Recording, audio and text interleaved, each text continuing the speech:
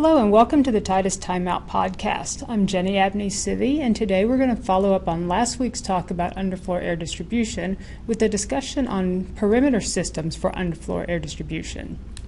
So just like any other HVAC system, the perimeter of a UFAD system has to be handled separately from the core. In the core of the building, the loads are fairly consistent and can be handled well with the swirl diffusers that we discussed last week. As underfloor air distribution gained popularity in the late 90s, the perimeter was usually handled with a fan-powered VAV box, like a standard overhead system. It would look something like this. So let's draw in the raised floor, some swirl diffusers. At the perimeter, you would have a fan box ducted to a slot diffuser, just like you would in an overhead system. This meant that you had to have a ceiling plenum and ductwork in the ceiling, and that could add height and ductwork and VAV boxes to the building, so it wasn't an ideal solution. So we started making fan-powered boxes that could fit under the floor. The challenge here is that the box needs to fit within the 2x2 pedestal grid so that you don't have to span over boxes. First, we developed the LHK, which is a long, skinny series fan-powered box that you could get electric heat or hot water reheat on. It looks something like this, where you've got the damper, some control boxes here, the fan, here's your electric reheat. Then you would duct it to a linear bar diffuser. Because the supply inlet and the induced air inlet were in the same plenum space, we were often asked to cap off the induced air inlet unless the engineer wanted to duct it to the return air. Since we were often capping off the induced air inlet, it just made sense to pull the air from the pressurized floor through the fan and then duct it into the space. Let's move this out of the way a little bit. So next we made the PFC. That looks something like this. It's a booster fan box. You have the inlets on this side, the fan, electric heat. Again, it's ducted to linear bar grills, and then it would just pull air in from the inlets through the fan and then up into the space. Now ideally, you'd want to get rid of the fan boxes altogether, but the challenge is, how do you handle the higher loads of the perimeter?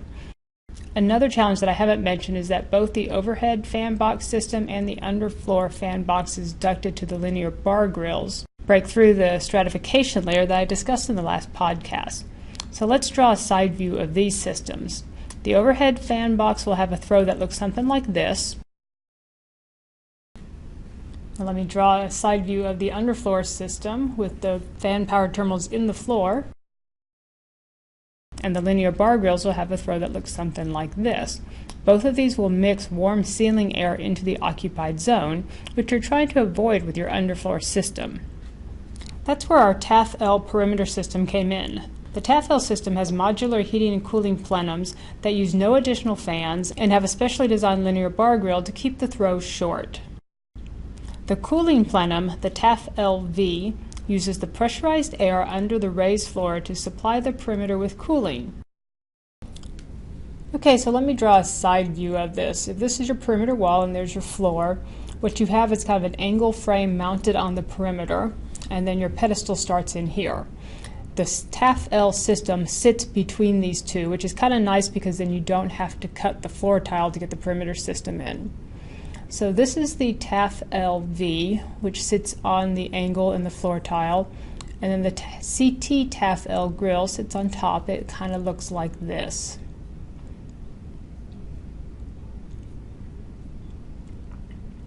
So down here there is a damper. It's a sliding damper and an aperture plate. So as the damper slides across the aperture plate, it opens and closes the slots of the aperture plate, and it allows air to come through, and it varies the volume of it. As the air comes through the grill, the deflection actually changes as it moves away from the perimeter wall, and so you get a spread of the air pattern like this. Let me move this out of the way a little bit now so I can show you a video of it in action.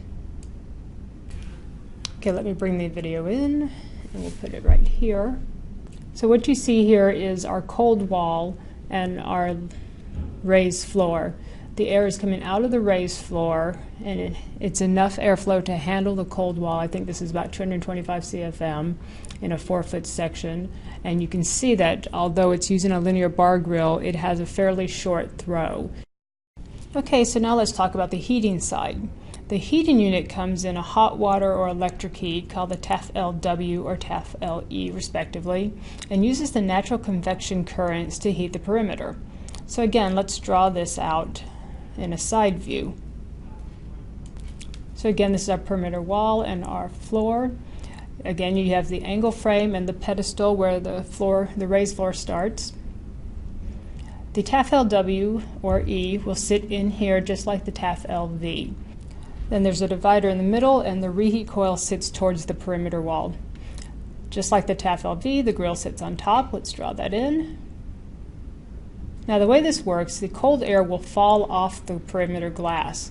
That will induce room air into the front, and everything will fall to the bottom of the plenum.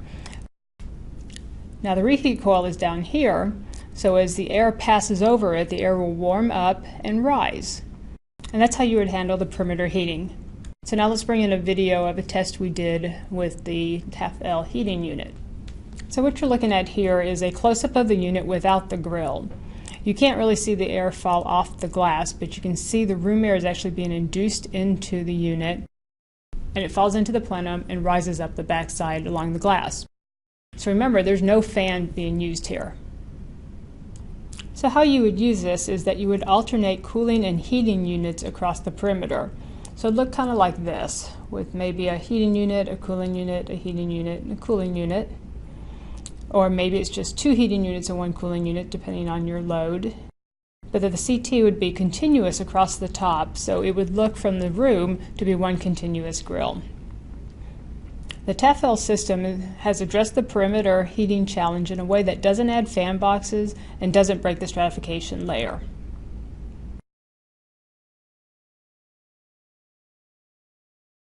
So that covers the different ways of handling UFAD perimeter systems. Don't forget to subscribe to our YouTube channel, and thanks for taking the time out with us.